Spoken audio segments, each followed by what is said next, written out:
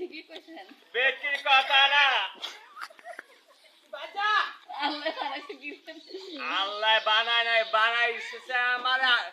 বানাইছে আমার আব্বাই ঠিকই কইছেন দুঃখে কি আইয়ে দুঃখে কাইনা কাইনা আমার আমার আছে এই যে কাহিনী দুঃখে বেশ কাইতে আছেন তো এই যে আমার এই যে আমার আমার আজ আমার আজ আমার আমি আমার কাছে থাকলে এত বেটকে বাইরে বাইরে বাইরে না না বেটকি